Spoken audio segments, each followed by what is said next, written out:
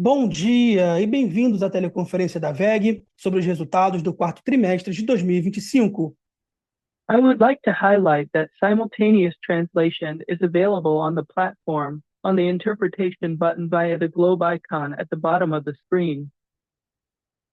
Informamos que estamos transmitindo esta teleconferência e, após sua conclusão, o áudio estará disponível em nosso website de RI.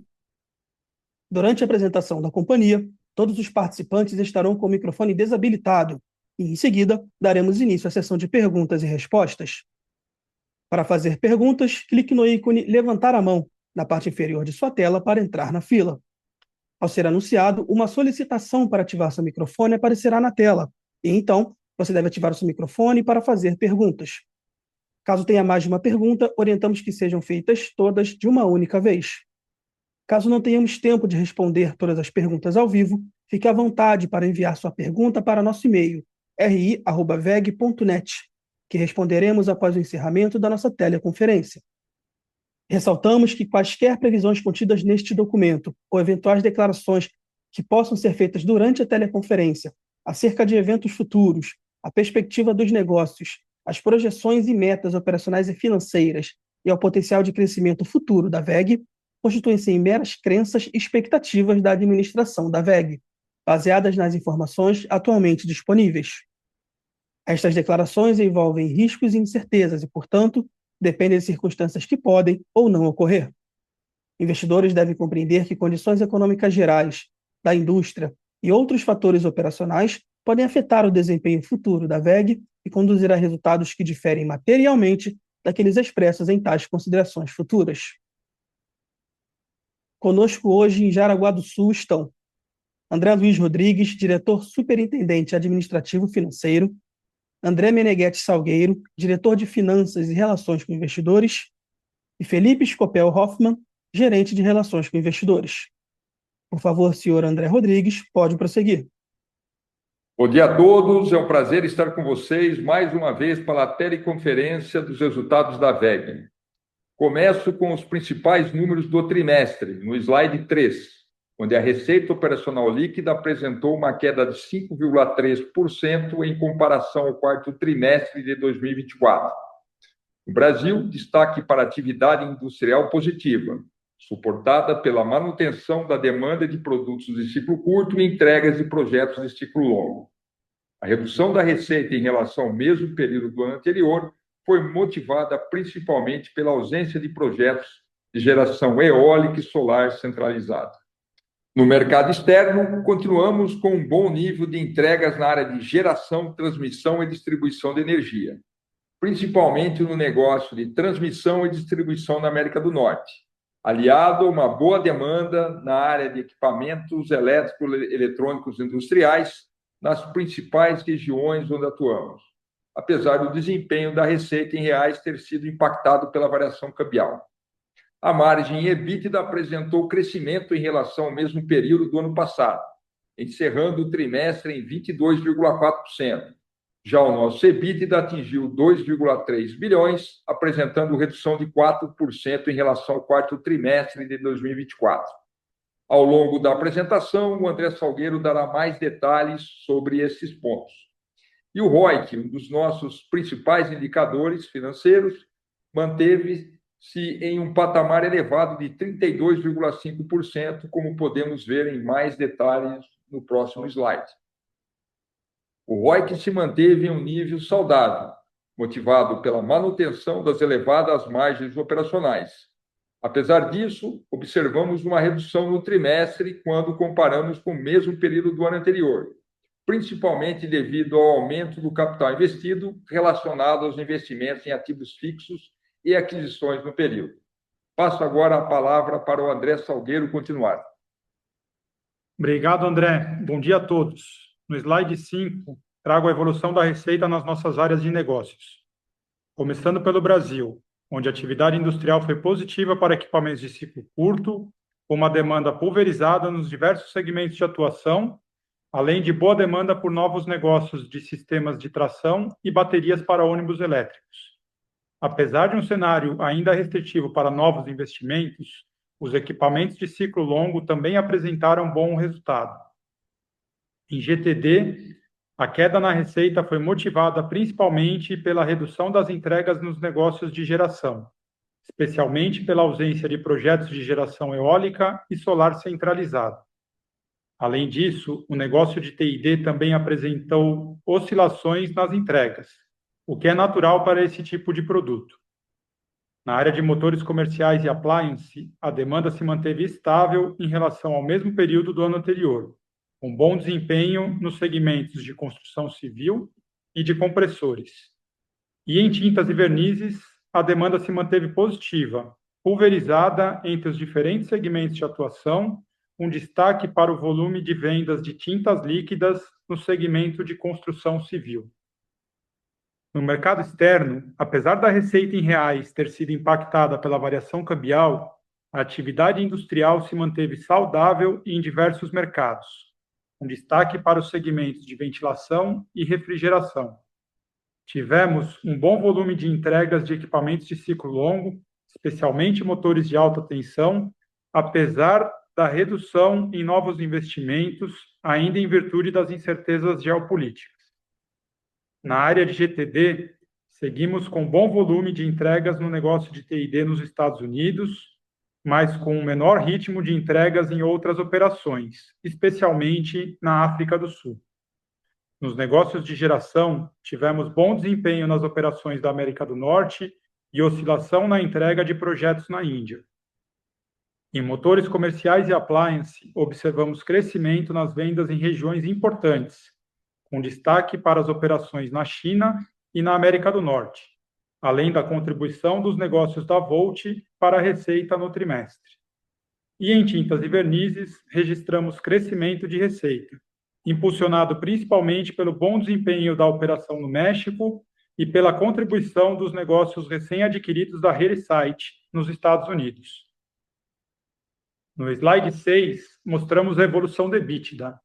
A margem EBITDA encerrou o trimestre em 22,4%, apresentando crescimento em relação ao mesmo período do ano anterior, reflexo do melhor mix de produtos vendidos e os esforços para a mitigação das recentes alterações nas legislações tarifárias internacionais. O EBITDA apresentou redução de 4% em relação ao quarto trimestre de 2024, justificada principalmente pela queda da receita no trimestre. No slide 7, mostramos a evolução dos investimentos, que somaram 814 milhões de reais, sendo 50% no Brasil e 50% no exterior. No Brasil, seguimos com a modernização e expansão da capacidade de produção em T&D, além do aumento da capacidade e ganhos de produtividade em Jaraguá do Sul e em Linhares. E no exterior, destaque para o avanço dos investimentos em transformadores no México, Estados Unidos e Colômbia, além dos investimentos em expansão de capacidade produtiva na China. Com isso, eu finalizo a minha parte e devolvo a palavra ao André.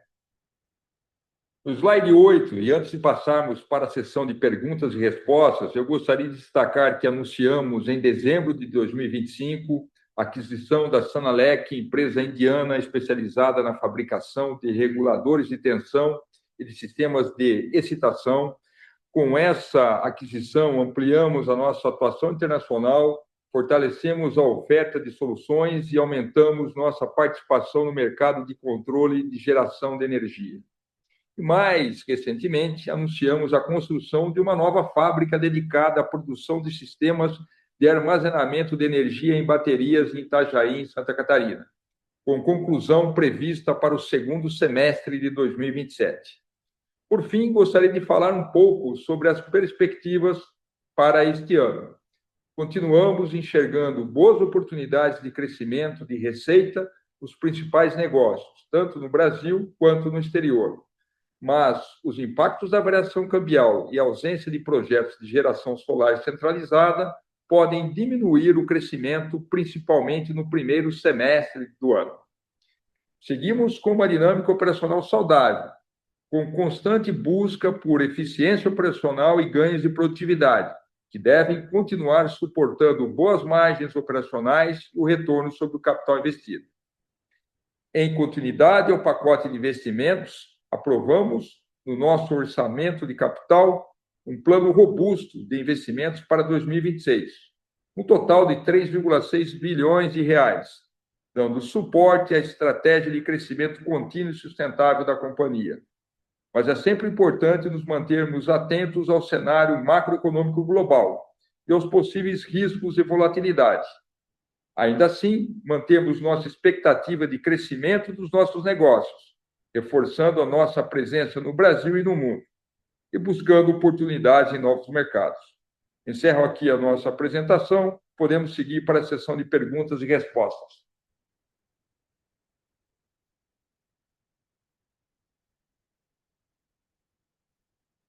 Agora começaremos a sessão de perguntas e respostas. Lembrando que para fazer perguntas, vocês devem clicar no ícone levantar a mão, na parte inferior da tela, para entrar na fila. Ao ser anunciado, uma solicitação para ativar seu microfone aparecerá na tela. E então, você deve ativar o seu microfone para fazer perguntas. Solicitamos, por gentileza, que as perguntas sejam feitas todas de uma única vez. Dando início, a nossa primeira pergunta vem do Lucas Marchiori, BTG Pactual. Lucas, habilitaremos seu áudio para que você possa prosseguir. Pode prosseguir, por favor. Obrigado. E aí, pessoal, bom dia. Dois pontos aqui do meu lado para começar. Primeiro, sobre tarifas, e queria pegar um pouco de vocês aí, o sentimento pós anúncio sexta-feira passada, o entendimento de que a tarifa agora base fica em 10%, vocês tiveram um esforço de aumento de preço no passado, como funciona agora? Existe uma negociação para acomodar preço ou segue a mesma precificação? Se isso afetaria a entrada de pedido ou não? Esse é o primeiro tópico, né? Tarifa Estados Unidos. Segundo, uma visão geral do leilão de BES, muito comentário aí de participação de chinês, né? Regra de conteúdo local ou não. Queria mais ouvir vocês aí sobre o que né, pode ser o diferencial competitivo da WEG versus esse chinês que participa importado aqui nesse leilão. Seria interessante ouvir isso aí, pessoal. Obrigado. Ô, Lucas, obrigado pela pergunta. Eu vou falar um pouquinho sobre tarifas e o Salgueiro pode atualizar um pouco mais sobre o BES, né? Bom, acho que vale a pena recapitular o que foi anunciado até o momento, né? Então, a nossa leitura hoje é que as tarifas impostas aí pela Lei de Poderes Econômicos de Emergência Internacional, anunciadas em 2025 no Brasil, que somavam 50%, né? Começou com 10, depois adicionado 40%, perdem a validade. Foram anunciados os 10%, mas com base aí na seção 122 da Lei do Comércio, né? A intenção pode ser que isso suba para 15%. A seção 232 ainda ela continua, né, com 50%, que é a seção da Lei da Expansão Comercial, aplicável, sobretudo, aí ao conteúdo de aço, alumínio e cobre, né, e produtos importados aos Estados Unidos. Eu acho que é muito cedo, né? A gente não sabe, nós não sabemos se teremos novas tarifas anunciadas nas próximas semanas, e por isso acho que é um pouco prematuro ainda a gente discutir a estratégia comercial nesse momento. Eu acho que é muito bom ressaltar, né, que a situação atual traz um melhor alinhamento competitivo entre os principais participantes do mercado. A gente segue aqui acompanhando de perto esse tema, né, avaliando os impactos e vamos tomar as medidas necessárias para garantir e mitigar esses possíveis efeitos. Acho que precisa esperar um pouco mais para ter uma visibilidade completa. Assim que a gente tiver um pouco mais de informação, a gente pode voltar a falar sobre isso. Oi, Lucas, bom dia, o Salgueiro aqui. Com relação ao leilão de BES, acho que é importante frisar, né, que tem uma expectativa grande dele acontecer agora no primeiro semestre, né? As últimas notícias indicam talvez o mês de junho como target aí para acontecer, mas na prática a gente não tem um anúncio oficial ainda publicado, né? Então, estamos monitorando essa questão e acompanhando aí o desenvolvimento, estimativas de mercado e até o que vem sendo comunicado, né? Que o leilão deveria ser em torno de uns 2 gigas de capacidade instalada e com os projetos de grande porte, né? Projetos acima de 30 mega sendo considerado aí no leilão, né?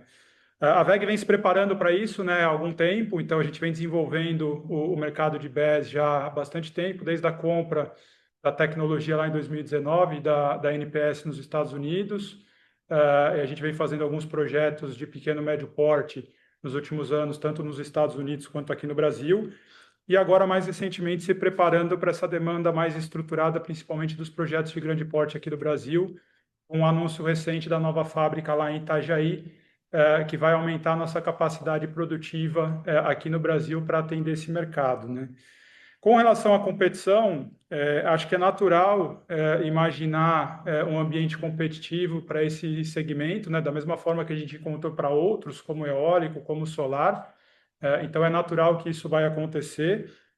E a gente está se preparando da melhor forma possível para tentar endereçar esse mercado.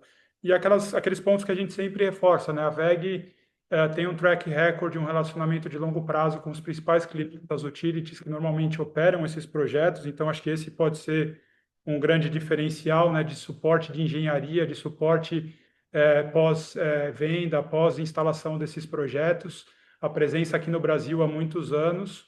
E, obviamente, a questão competitiva com a nova fábrica, a gente tem que estar preparado para isso, né? Então, estamos acompanhando, tem a questão regulatória que você mencionou, de conteúdo local, é um outro ponto que não está 100% definido, mas é um ponto que a gente vem monitorando de perto também, e se preparando para aproveitar essas oportunidades aí ao longo não só desse ano, né, mas ao longo dos próximos anos, porque esse deve ser um segmento com bastante oportunidade aí de desenvolvimento aqui no Brasil nos próximos anos. Ótimo, pessoal. Obrigado aí pelas respostas. Bom dia. Nossa próxima pergunta vem do João Friso, Goldman Sachs. João, por gentileza, pode prosseguir. Bom dia, pessoal. Obrigado por pegarem minhas perguntas. 3 aqui do meu lado. Primeiramente, eu queria ouvir um pouquinho sobre o cenário para ciclo longo na parte de motores elétricos e industriais. Vocês têm falado já há alguns trimestres que o cenário de juros maior no Brasil, né, e a incerteza global tem pesado nos novos pedidos. Dado que essas entregas, né, demoram um pouco mais para acontecer, faz sentido a gente esperar um crescimento mais fraco para 26 nesse segmento? Aí, com relação ao orçamento de capital, vocês mencionaram um aumento relevante para 26, né? Se vocês puderem dar um detalhamento um pouco maior dos investimentos contidos, seria ótimo. E, finalmente, também no CAPEX, vocês já estão rodando alguns anos acima daquele range histórico de 3 a 5% da receita, né? Se a gente for olhar aqui para 27, 28, 29, a gente deveria seguir a mesma tendência, vocês aí a 6, 7, 8%, ou a gente deveria ver uma normalização? Obrigado, pessoal. Oi, João, bom dia. Salgueiro, eu vou começar aqui pela parte de demanda de ciclo longo industrial e o André responde a parte de orçamento de capital e CAPEX. De fato, é o que você comentou, né? A gente vem trazendo alguns trimestres, principalmente o ritmo de entrada de pedidos na parte industrial, tanto no Brasil quanto no mercado externo, com alguma volatilidade, né? Então, não é que o cenário está ruim, mas apresentando alguma volatilidade. Aqui no Brasil tem sim um efeito de taxa de juros, e acho que tem também o ciclo de investimento dos principais segmentos que demandam esses projetos, né? Então, segmento de óleo e gás, próprio segmento de mineração, papel e celulose, que teve um ciclo muito forte de investimento uns anos atrás e agora está passando por um ciclo de menos investimentos, mas que tende a retomar já a partir desse ano. Então, a gente tem esses dois fatores. E lá fora, o que a gente tem observado, algumas postergações, principalmente por questões de indefinição de tarifas, questões geopolíticas, né? Eu diria que talvez o cenário de demanda ele está mais positivo no mercado externo do que aqui no Brasil, mas com alguma volatilidade. Então, não é um ponto que preocupa quando a gente olha para a entrada de pedido. Como eu falei, tem alguma oscilação e é natural desse tipo de produto.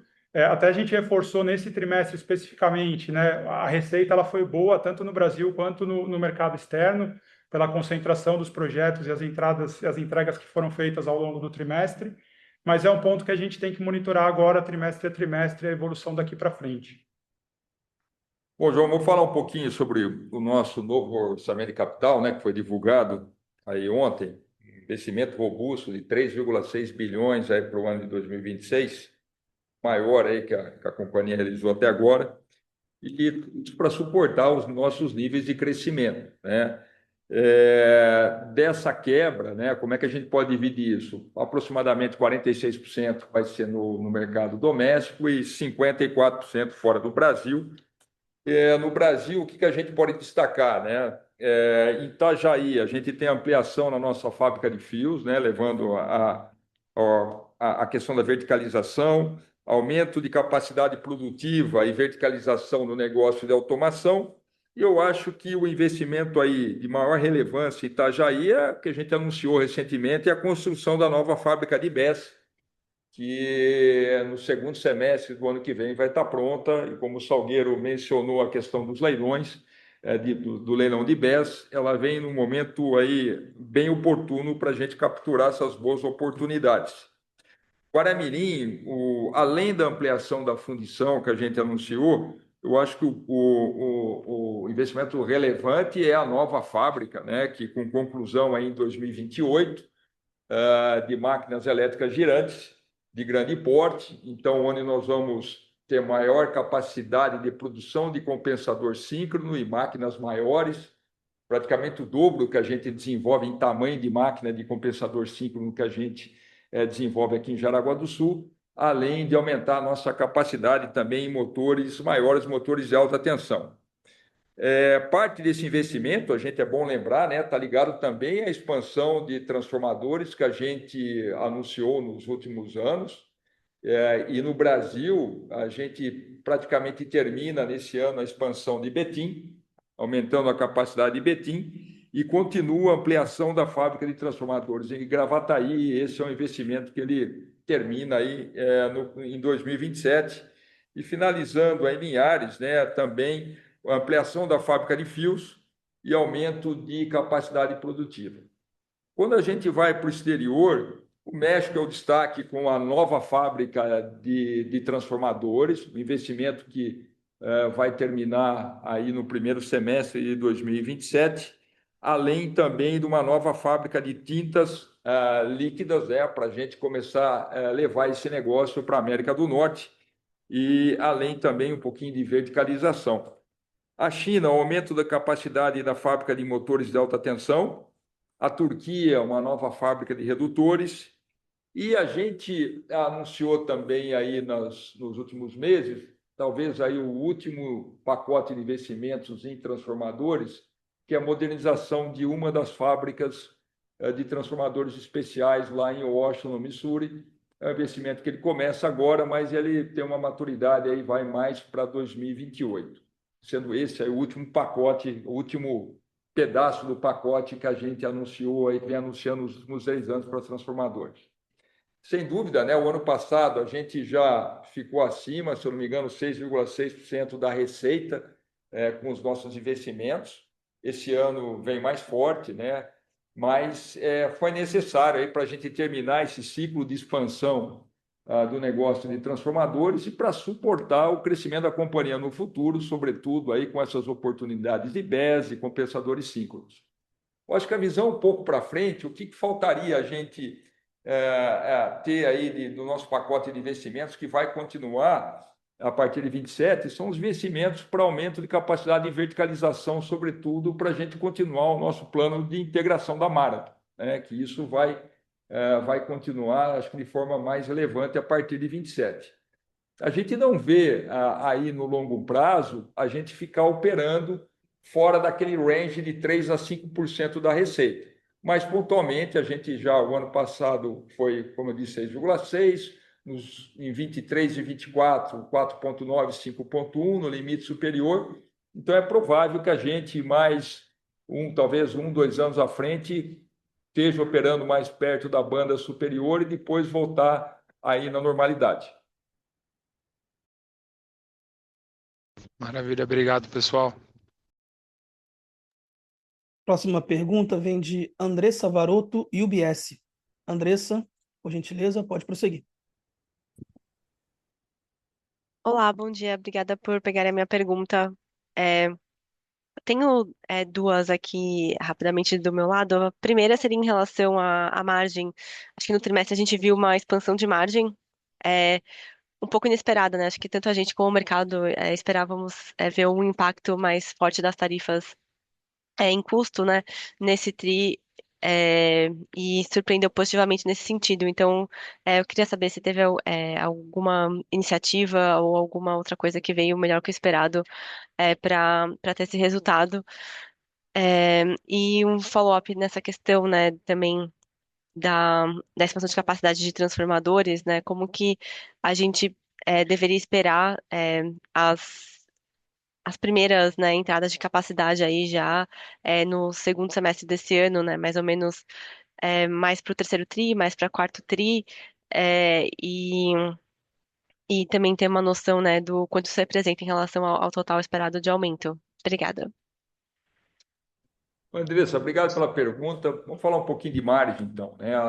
Pelo que a gente acompanhou, a margem veio acima da expectativa de mercado, mas quando a gente soma a margem do quarto trimestre com o que a gente praticou ao longo do ano, tem totalmente em linha o que a gente tinha como expectativa no começo do ano, que ela ficaria flutuando entre o que foi 2023 e 2024, ela veio praticamente no meio, atendendo a expectativa, né? Eu acho que esse trabalho de margem é um trabalho constante que a gente faz na VEG, a gente presta muita atenção na rentabilidade. Obviamente que em alguns momentos a gente pode ter algumas dificuldades, como as tarifas que foram impostas, né, ao longo aí de 2025, e aonde a gente estava prevendo um impacto maior, sim, nas margens do quarto trimestre. Acho que uma coisa importante a ressaltar foi todo o plano de ação e a velocidade que a VEG conseguiu imprimir nessa questão de tentar buscar alternativas para compensar essas tarifas. A gente foi bem sucedido, né, com parte do nosso footprint industrial, parte de revisão da estratégia comercial, mas a gente tem que lembrar também, né, que mix de produto é algo que vem ajudando a gente e um momento muito positivo que a gente está vivendo globalmente no negócio de transformadores, no negócio de ciclo longo, que tem ajudado nesse processo. Então, basicamente, foi isso aí que impactou positivamente as nossas margens nesse quarto trimestre, mas lembrando, quando a gente vê o ano, ficou em linha com aquilo que a gente tinha como expectativa e divulgado no começo do ano passado. Oi, André Salgueiro. Com relação à capacidade de T&D, só relembrando, né, a gente fez alguns anúncios aí desde lá do final de 2023, com a intenção de praticamente dobrar a capacidade que a gente tinha no final ali de 23, início de 24, até o final desse ano, início do ano que vem, né? Então, esses projetos eles vêm acontecendo. Dá para dizer que uma pequena parte já entrou, de algumas expansões de capacidade que foram feitas, né, desde os primeiros anúncios até hoje. A gente tem um primeiro projeto mais relevante entrando ao longo deste ano, como o André comentou aqui numa resposta anterior, a capacidade nova de Betim, que ela entra ao longo deste ano. Grandes números, se a gente pegar o que foi feito mais Betim, talvez a gente esteja chegando próximo a uns 25% da intenção de dobrar essa capacidade, e a gente ficaria aí com 75% dessa capacidade para ser adicionada final desse ano, mas mais forte até início do ano que vem, né? Que aí a gente está falando da expansão de Gravataí aqui no Brasil e as fábricas novas da Colômbia e também do México no mercado externo. Acho que só um ponto importante que é sempre bom frisar, quando a gente fala de disponibilização da capacidade, a gente está comentando a fábrica pronta, né? Não necessariamente a gente vai começar já rodando plena capacidade ou gerando toda a capacidade de receita, né? Natural. Nesse negócio, a gente tem um ramp-up, né? Uma ocupação gradual dessa capacidade. Então, do ponto de vista de receita, contribuição para resultado, a gente está vendo alguma coisa entrando mais para o final desse ano, nessa capacidade que vai entrar aqui no Brasil, mas mais forte ano que vem, e para a capacidade que vai ser adicionada no início do ano que vem, eu diria que vai começar gradualmente essa contribuição ao longo de 27, mas de forma mais significativa a partir de 2028, do ponto de vista de receita e resultado. Obrigada, André. Obrigada, Salgueiro. Entendi. Só queria clarificar um ponto aí, Salgueiro. Esses números que você mencionou de 25, 75, está se referindo só ao doméstico ou ao total? E também, né, um follow-up. Vocês já começaram algum esforço comercial para ir vendendo essa capacidade que está entrando? E como que tem sido isso aí? Obrigada. Não, na verdade o número é o total, né? A gente anunciou lá atrás os investimentos tanto Brasil quanto mercado externo, mas a ideia era duplicar a capacidade global da VEG de T&D, então esses números são para todas as geografias. E a resposta para a segunda pergunta é sim, né? A gente já vem, à medida que os projetos vão avançando e a gente tem uma previsibilidade maior da disponibilidade da fábrica, a gente vem oferecendo essa capacidade para o mercado. E aquilo que a gente vem comunicando, né? Acho que a demanda ela tá bastante aquecida, deve continuar aquecida. Então, do ponto de vista de pedidos e carteira, a gente não vê nenhum grande risco, né? É mais uma questão da gente conseguir executar os investimentos e ter as fábricas disponíveis. Ficou super claro, muito obrigada. Uma pergunta vem de André Mazzini, Citi. André, por gentileza, pode prosseguir. Bom dia, Rodrigues Salgueiro. Obrigado aqui pelas perguntas. Então, duas. A primeira é uma pergunta fazendo um gancho com o VEG Day, né? Aquele evento deu muito destaque para a parte de soluções e serviços. Então, como é que está batendo no DRE, né? Essas receitas, se ela já está mudando para ter um share maior de solução e serviço, né? Como é que a gente pode ver isso no DRE? Qual o percentual da receita hoje vindo dessas linhas e qual o percentual que vocês querem chegar, né? Dado que isso foi, na minha opinião, o que mais foi falado no VEG Day. Essa é a primeira. E a segunda, sobre crescimento de receita para 26, se com esse câmbio de 5,14, né, que é o da tela hoje, assumindo ele flat para o resto do ano, seria mais provável a receita crescer no campo ali de single digits, né, um dígito, ou ainda dá para pensar dois dígitos, mesmo com esse câmbio não ajudando para o crescimento de receita denominada em real. Obrigado. Bom dia, Salgueiro. Vou responder a primeira pergunta de soluções e serviços. O André cobre depois a parte de crescimento. De fato, né, a gente tentou mostrar no VEG Day uma mudança que vem acontecendo na companhia, de uma empresa que algum tempo atrás era mais focada em produtos e está cada vez mais se transformando numa provedora de soluções. E quando a gente fala soluções, né, a gente tem a venda, continua com a venda dos produtos, mas incorporando cada vez mais a parte de serviços, né? Então, de fato, essa parte de serviços ela vem ganhando alguma representatividade. A gente anunciou, né, até no ano passado, a criação de uma nova diretoria no negócio da VEG Energia aqui de máquinas grandes para atender esse mercado de serviços, né? E a gente vê uma carteira de pedidos, né, evoluindo bem e contribuindo para crescimento. Mas a gente tem uma série de serviços também incorporados nas outras unidades, né? Então, tanto na parte de geração eólica quanto na parte de geração solar, os contratos de operação e manutenção, a própria TGM, que é a nossa empresa de geração térmica, tem um componente bastante representativo da parte de serviços, principalmente para o setor sucroalcooleiro. A gente teve, o ano passado também, a aquisição da Tupi na parte de mobilidade elétrica, que vem agregar a parte de software, serviços, né, de conexão do motorista com a infraestrutura de recarga. Então, tem várias frentes sendo abertas aqui dentro da companhia. E a tendência, sim, é que essa receita vai evoluir e vai continuar crescendo, inclusive na parte industrial, né, com toda a parte de negócios digitais, a própria PPI, que vem trazer o MES, né, a solução de software para o cliente monitorar todo o processo industrial. Então, é natural e esperar esse crescimento, mas a gente não tem nenhum target específico. Não, share era X e vai ser Y no futuro, né? Acho que tem muita oportunidade, não só olhando para serviço, mas olhando para a solução, né? E aí a solução vai ser sempre a junção da venda do equipamento junto com a oferta de serviço. Bom, vamos falar um pouquinho sobre perspectiva, né, de receita para 2026.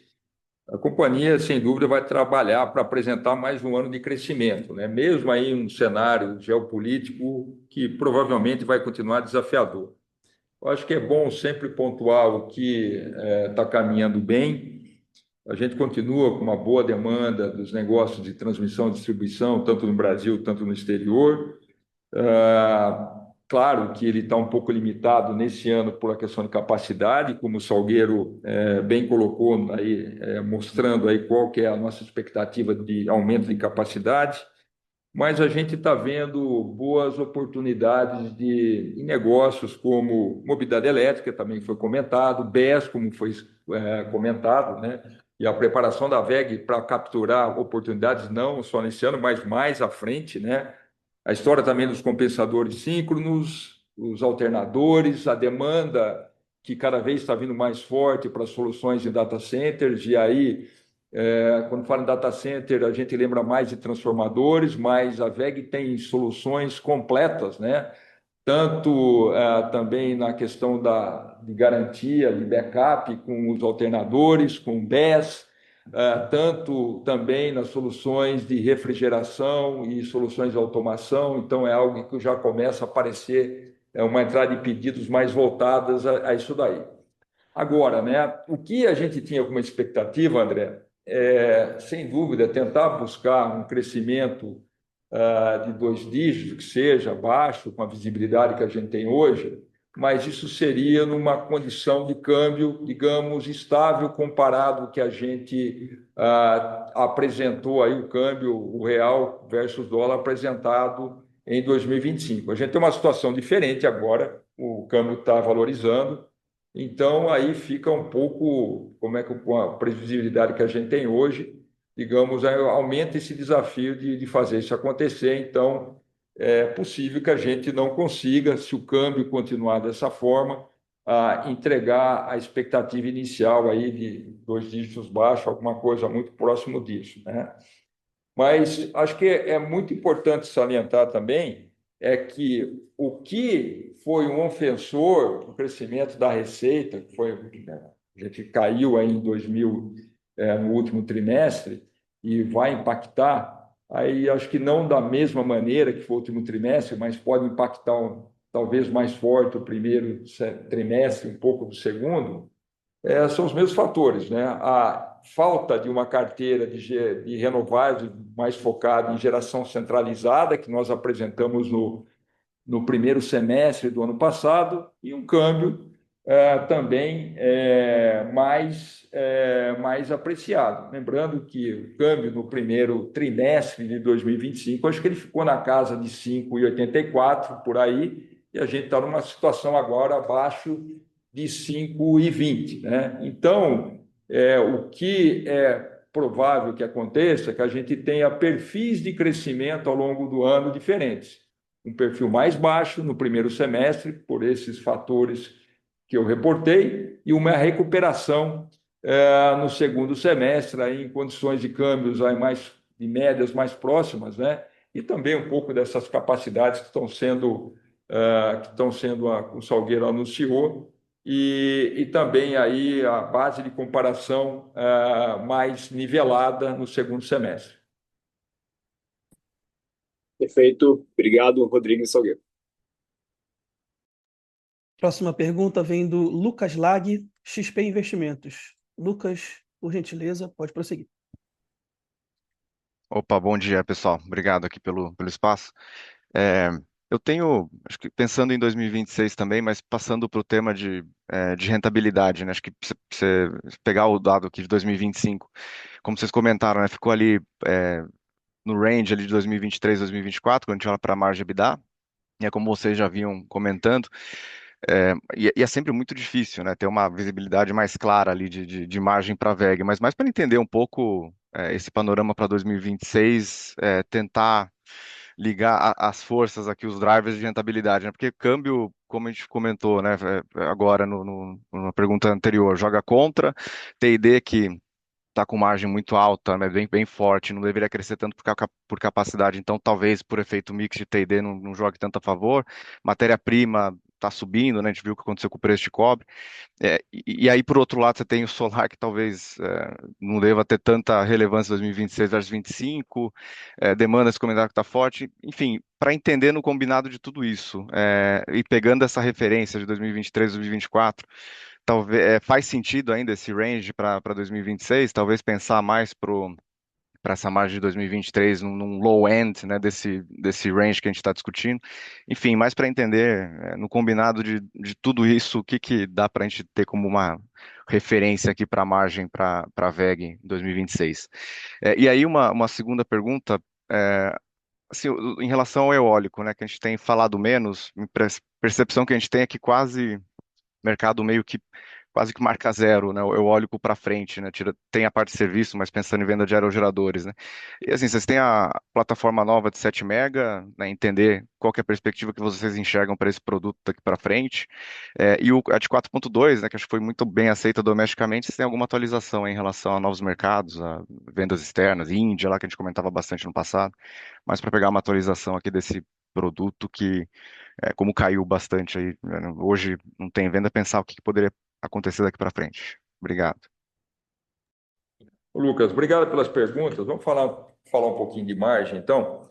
Bom, vamos lá, né? Acho que a administração está bem satisfeita com as margens que a gente está entregando aí, sobretudo a média, as margens dos 3 últimos anos, né? Acima de, muito próximo a 22, então a gente está bem satisfeito com isso.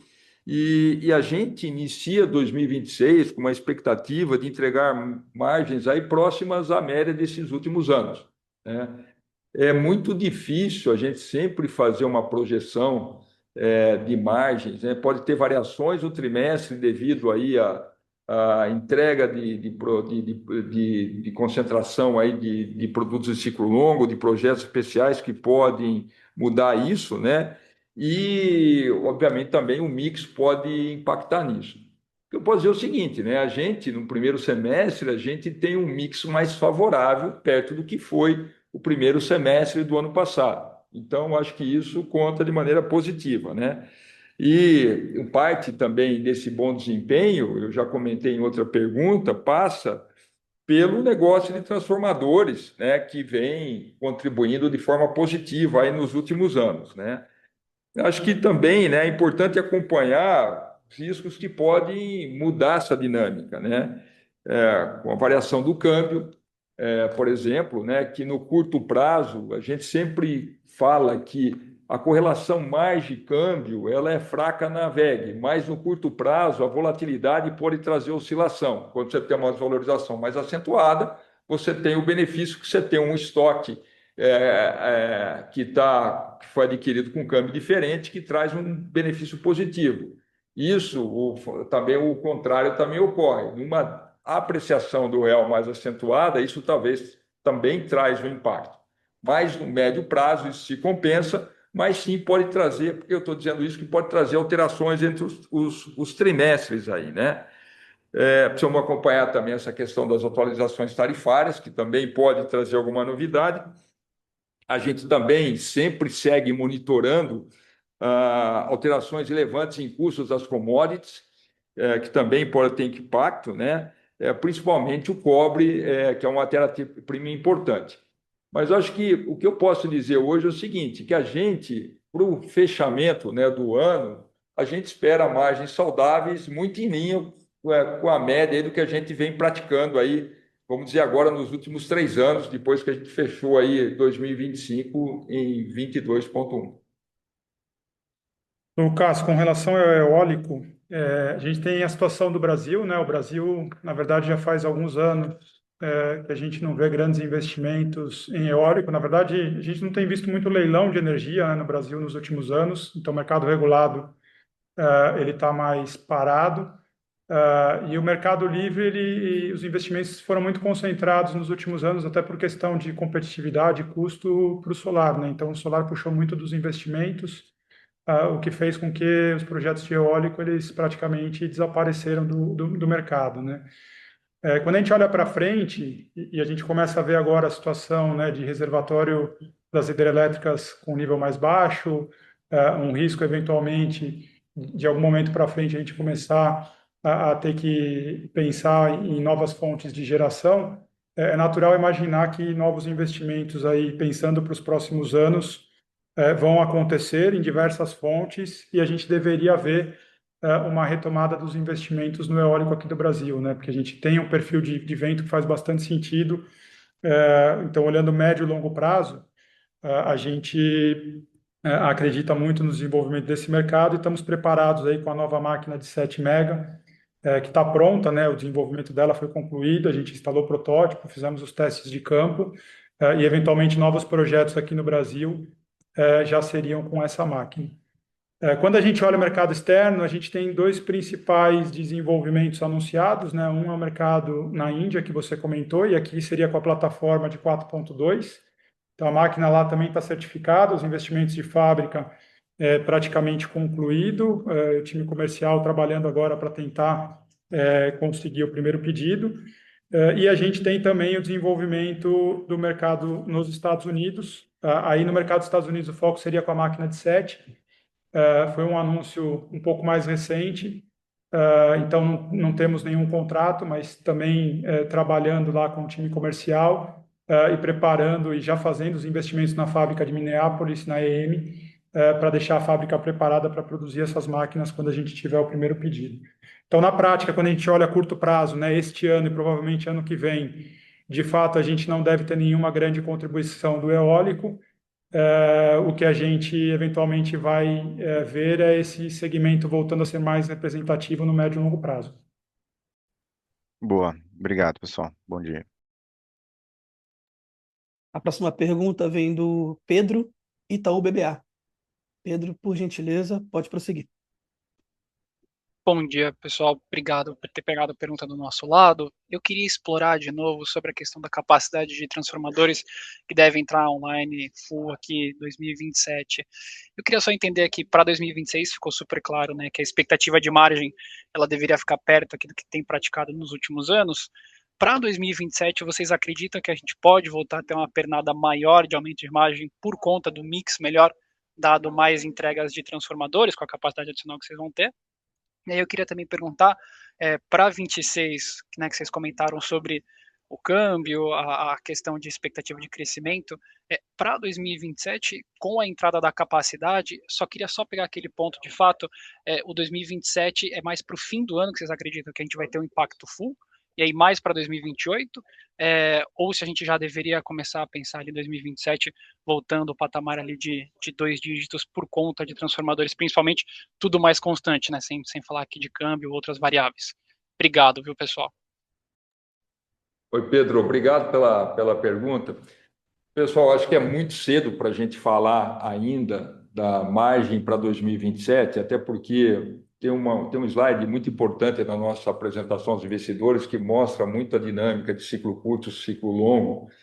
E é claro, né, que se a gente pensar que só o negócio de transformadores na WEG vai crescer, faz sentido a gente esperar uma margem consolidada melhor do que a gente vem praticando, né? Mas, na realidade, né, na WEG, todos os outros negócios estão buscando oportunidades de crescimento.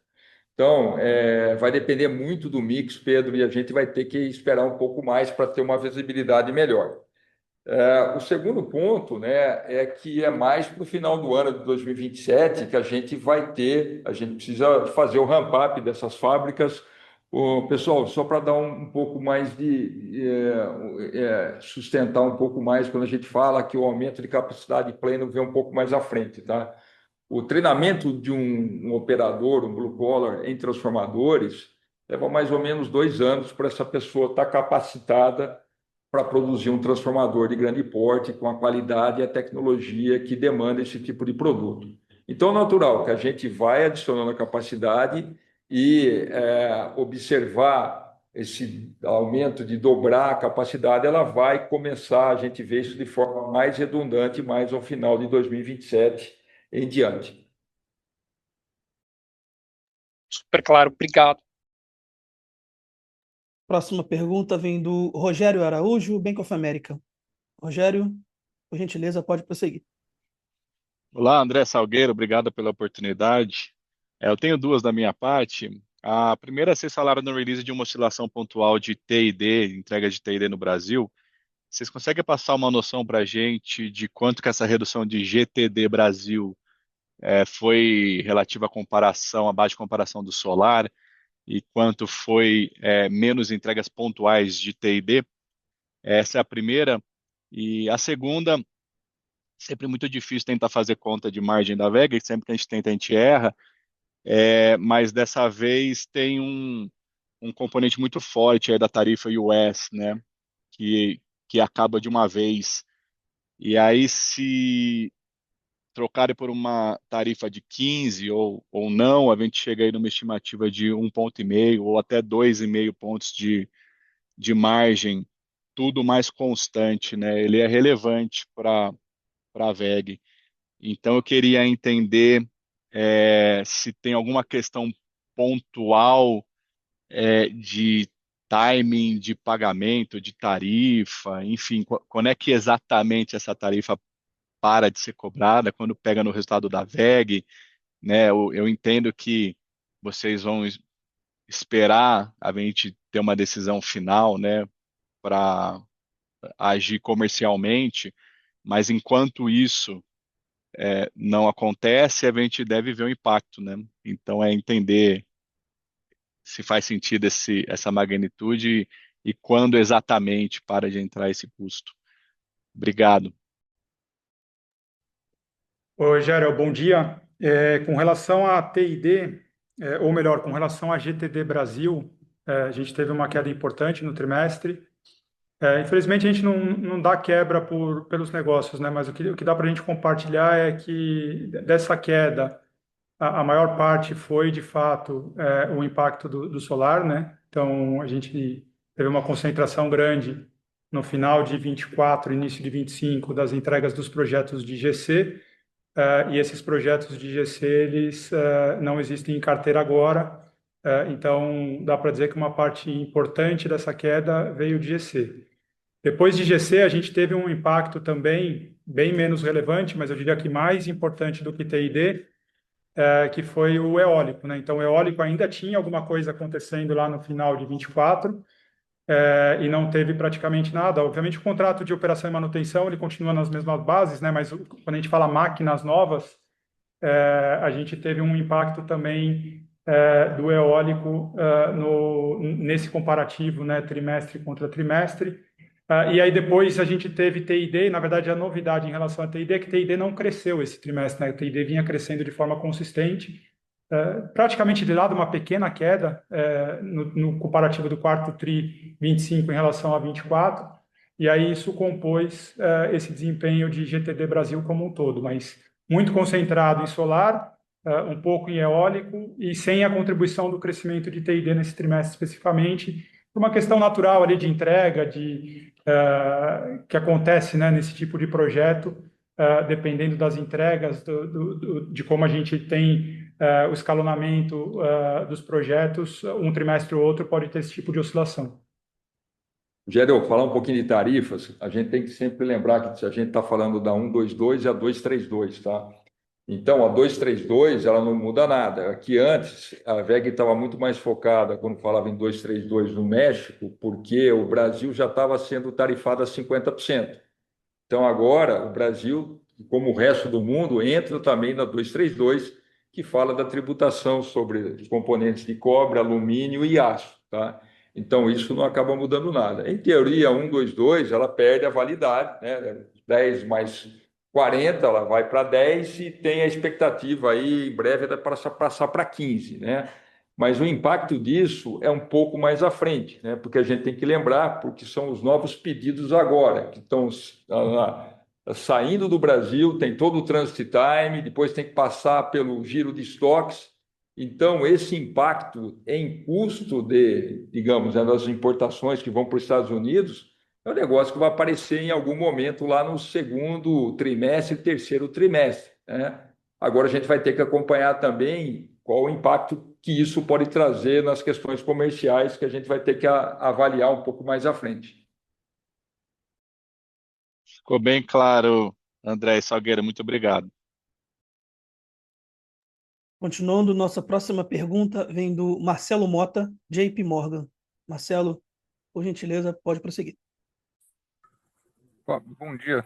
Duas perguntas também. A primeira, se vocês puderem passar uma cor aqui sobre a linha dos minoritários, né? Quando a gente olha né, o volume relativo ao lucro, ele vem crescendo, né? Então, só entender se é uma tendência que a gente deveria, né, esperar daqui para frente, enfim, dado talvez composição de subsidiária, né, de onde estão vindo os resultados. E a outra pergunta sobre a questão da alíquota efetiva, né? Acho que existia, né, talvez uma expectativa que essa alíquota deveria crescer ao longo do tempo, pela questão do transfer price, mas é uma alíquota que continua ainda em patamares bastante baixos, né? Vocês têm buscado, né, novas formas de eficiência fiscal, então só entender se a gente deveria continuar esperando essa alíquota ali ainda, né, abaixo de 20%, esse 2025 ficou ali abaixo de 17%, enfim, entender um pouco que range vocês esperam essa alíquota. Obrigado. Oi, Mota, bom dia. Com relação à linha de minoritários, na verdade, o que entra ali são basicamente os resultados das operações onde a VEG não tem 100% de participação, né? Então, a gente tem algumas operações aqui no Brasil, talvez o destaque para a VEG Sestari, né, que é a joint venture, né, no negócio de redutores. Mas eu diria que o peso mais relevante acaba sendo a operação de TID no México e nos Estados Unidos, onde a gente tem um sócio parceiro, e aí a parcela do lucro do sócio acaba transitando por essa linha, né? Então, o que tem acontecido é que o negócio de TID, principalmente mercado externo, vem crescendo num ritmo bastante interessante nos últimos anos, tanto do ponto de vista do crescimento de receita, mas também melhora de rentabilidade. Isso vem se refletindo em maior resultado e, consequentemente, proporcionalmente, né, até se a gente olha para esse trimestre, a receita da VEG no consolidado caiu, mas quando a gente olha para essa parte da operação, ela cresceu de forma importante, né? Então, o share do lucro tem aumentado e, consequentemente, essa linha de minoritários tem aumentado, né? Então, o principal ponto é esse, né? É difícil dizer, porque eu volto num dos pontos que o André comentou aqui numa resposta anterior, qual que vai ser o ritmo de crescimento dos demais negócios, né? Então, aí a gente vai precisar acompanhar trimestre a trimestre. A gente sabe que a parte de TID, com foco no mercado externo, está num cenário positivo, vai continuar crescendo. Então, se a gente olhasse só por esse aspecto, daria para dizer que tem uma expectativa de, eventualmente, essa linha continuar crescendo um pouco. Mas a gente tem também outros negócios dentro da companhia que podem evoluir aí, a depender do mix, a gente pode ter alguma diferença. E falando sobre a alíquota efetiva, Mota, né? Acho que não mudou o que a gente sempre vem falando, que ela um pouco normalizada, ela vai gerar em torno de 20%, como foi aí a média de 2024, foi muito próxima a isso, né? O que aconteceu em 2025? Que ela rodou abaixo desse patamar, né? Isso foi um pouco aí devido ao maior volume de JCP que foram distribuídos, anunciados ao longo do ano. Também a melhoria de lucro das unidades fora do Brasil, né, que possui aí uma alíquota menor, e também nós tivemos pontualmente uma contribuição positiva de incentivos fiscais, especialmente aí voltada à lei de inovação tecnológica. Mas de maneira normalizada, não mudou ainda a expectativa que a gente anunciou lá atrás. Perfeito, muito obrigado, gente. A nossa próxima pergunta vem do Lucas Melotti, Banco Safra. Lucas, por gentileza, pode prosseguir. Bom dia, pessoal. Obrigado pelo espaço. Tem uma rápida aqui.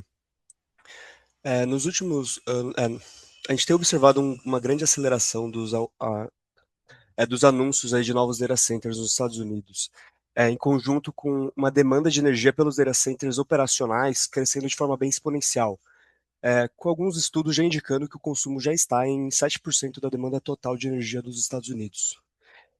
Nesse contexto, mesmo considerando a adição de capacidade da indústria que deve acontecer aí nos próximos anos, vocês enxergam espaço para novos aumentos relevantes de preço?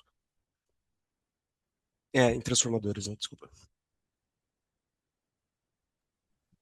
Oi, Lucas, bom dia, obrigado pela pergunta. Na verdade, a gente vem acompanhando, né, todo esse desenvolvimento do mercado de data centers. Eu diria até de forma mais ampla, né, talvez não só data centers, mas do consumo de energia e demanda, consequentemente, pelos nossos equipamentos, né? Então, esse tem sido o principal driver aí de crescimento do negócio de TID, principalmente no mercado externo, e essa tendência tende a continuar. Quando a gente olha para o mercado em si, a gente tem uma carteira bastante robusta, a gente vem adicionando capacidade, mas a gente também vê outros players na indústria anunciando expansões e aumento de capacidade ao longo dos próximos anos.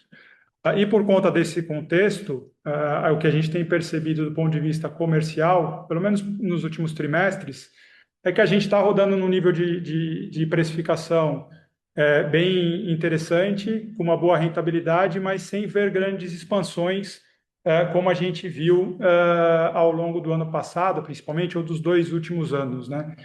Então, esse é o cenário atual. Eventualmente, se essa demanda ela se provar mais aquecida para os próximos anos, a gente eventualmente pode entrar num novo ciclo de preço ajudando o crescimento, mas não é o nosso cenário base para esse momento, né? É um cenário mais de instabilidade, mas numa estabilidade num patamar bastante interessante, com uma boa rentabilidade para a companhia. Perfeito, super claro. Encerramos, nesse momento, a sessão de perguntas e respostas. Lembrando que, caso tenham alguma dúvida, fiquem à vontade para enviar sua pergunta para nosso e-mail, ri@veg.net. Gostaria agora de passar a palavra ao André Rodrigues para as considerações finais da companhia. Por favor, André, pode prosseguir. Gostaria, então, de agradecer mais uma vez a presença de todos, a participação, e nos falamos novamente, então, na divulgação dos resultados do primeiro trimestre de 2026. Um ótimo dia a todos. A teleconferência da VEG está encerrada.